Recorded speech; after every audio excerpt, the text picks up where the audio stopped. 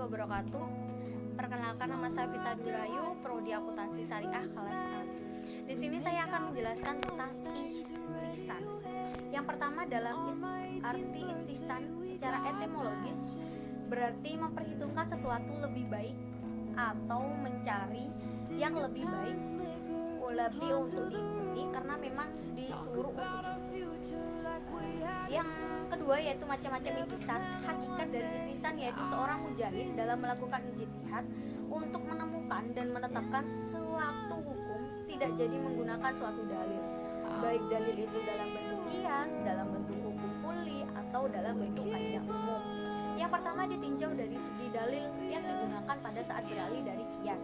Intisan ada 3 macam, yaitu beralih dari apa yang dituntut oleh qiyas kabir kepada yang dikehendaki oleh qiyas kafi. Hal ini si mujahid tidak menggunakan qiyas kabir dalam menetapkan hukumnya, tetapi menggunakan qiyas kafi karena menurut perhitungannya cara itulah yang paling kuat atau tepat.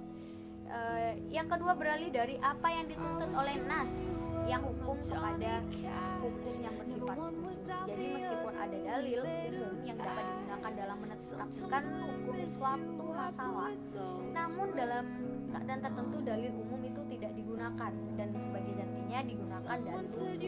Yang ketiga beralih dari tuntutan hukum kuli kepada tuntutan yang dikehendaki hukum pengecualian.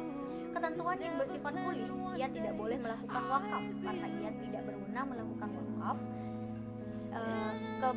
kebajikan dengan hartanya atau tabarruk. Yang kedua ditinjau dari segi sandarannya atau menjadi dasar dalam peralihan untuk menempuh cara intisan oleh mujahid. Intisan terbagi kepada 4 macam, yaitu intisan yang sandarannya adalah qiyas kafi. Dalam hal ini si mujahid meninggalkan qiyas yang pertama karena ia menemukan bentuk qiyas yang lain, meskipun qiyas yang lain itu dari satu segi memiliki kelemahan, namun dari segi pengaruhnya terdapat kemaslahatan yang lebih. Intisan yang sandarannya adalah nas. Dalam hal ini si mujahid dalam menetapkan hukum tidak jadi menggunakan qiyas atau cara biasa karena ada nas yang menuntunnya. Yang berikutnya yaitu intisan yang sandarannya adalah uruf atau adat. Dalam hal ini si mujahid tidak menggunakan cara-cara biasa yang bersifat umum, tetapi menggunakan cara lain dengan dasar pertimbangan atau sandaran kepada kebiasaan yang telah umum berlaku dalam suatu keadaan. Selanjutnya yaitu intisan yang sandarannya adalah darurat. Dalam hal ini mujahid tidak menggunakan dalil yang secara umum harus diikuti karena adanya keadaan darurat yang menghendaki pengecualian.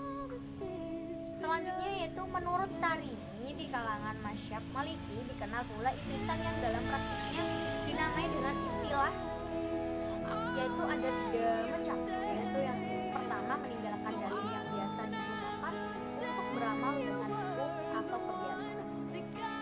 Yang kedua itu meninggalkan dalil yang biasa digunakan dan untuk selanjutnya beramal dengan cara lain karena didorong oleh pertimbangan kemaslahatan manusia. Yang ketiga yaitu meninggalkan dalil yang biasa dilakukan untuk menghindari dari kesulitan dan memberikan kemudahan kepada umat. Yang ketiga yaitu relevansi intisan di masa kini dan masa mendatang.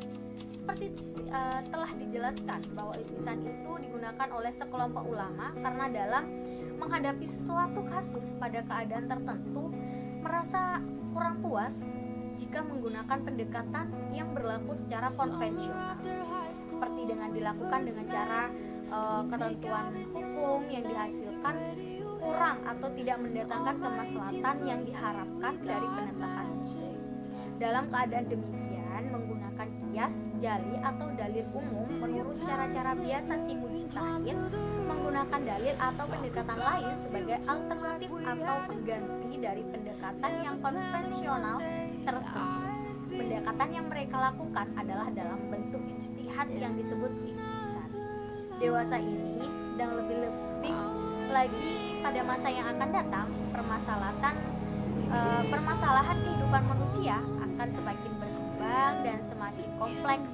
Permasalahan ini itu harus dihadapi umat Islam yang menuntut adanya jawaban penyelesaiannya dari segi ilmu Islam.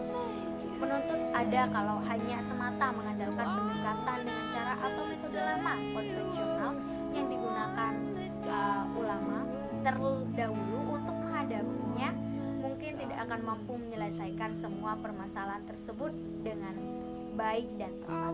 Karena itu si mujahid harus mampu menemukan pendekatan atau dalil alternatif di luar pendekatan lama, meskipun dengan berat hati untuk meninggalkan pendekatan lama yang selama ini ia gunakan dalam mempertahankan dengan kesetiaan.